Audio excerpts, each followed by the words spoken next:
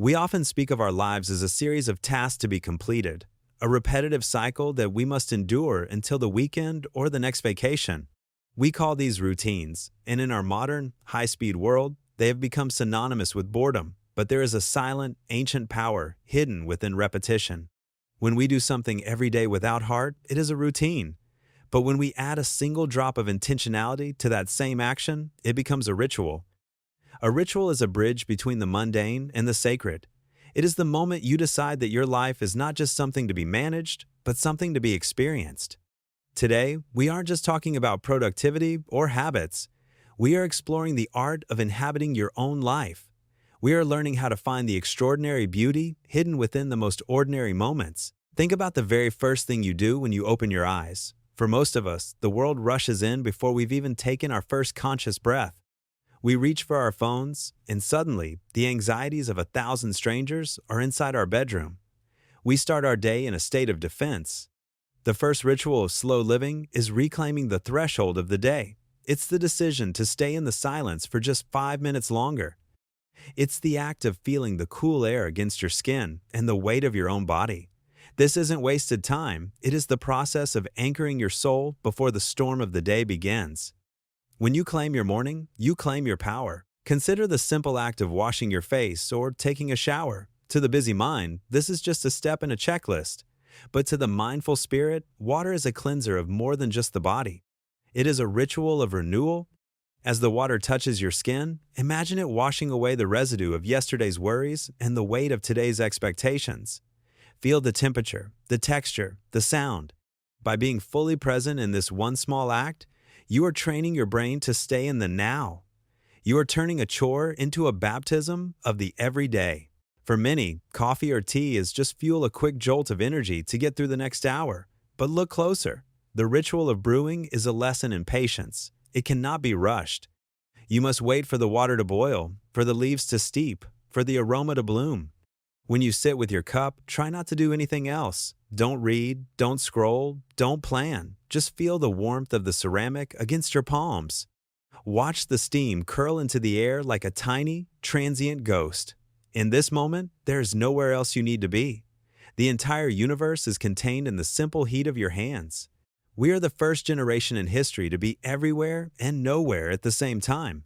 Through our screens, we are in 10 different places at once, yet we are rarely present in the room we are sitting in. The ritual of digital silence is the most difficult, yet most rewarding practice of the modern age. When you put your phone in another room, you aren't missing out on the world, you are finally showing up for it. You are giving your nervous system the rare gift of boredom, and it is in that boredom that your most original thoughts and deepest peace are born. Walking is perhaps the most underrated ritual we possess. We usually walk to get somewhere, focusing only on the destination. But what if the walking itself was the goal? Feel the way your heel touches the ground, the shift of your weight, the rhythm of your breath. You don't need a mountain or a forest. Even a walk down a city street can be a ritual if you look for the details. Notice the texture of the brick, the shape of the clouds, the way the light hits a stranger's face. When you walk without a hurry, you realize that the world is much more beautiful than you gave it credit for. We have become a society of distracted eaters. While we eat, we watch TV, check our phones, or think about the next meeting. We can't sustain a life we don't savor. Mindful eating is the ritual of gratitude for the earth's bounty. It's noticing the colors on your plate, the complexity of the flavors, and the miracle of nourishment. When you eat with intention, you find that you need less to feel satisfied. You are not just filling a stomach, you are honoring the energy that allows you to exist. Slow down, taste, thank. Every human soul has a creative pulse, but that pulse is often drowned out by the noise of productivity.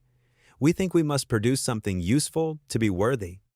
But the ritual of play or unstructured creation is essential for our well-being. Doodle on a piece of paper, arrange flowers in a vase, or simply sit and daydream. These aren't childish acts, they are the soul's way of breathing. When you create without the pressure of an end result, you are practicing the ultimate form of slow living.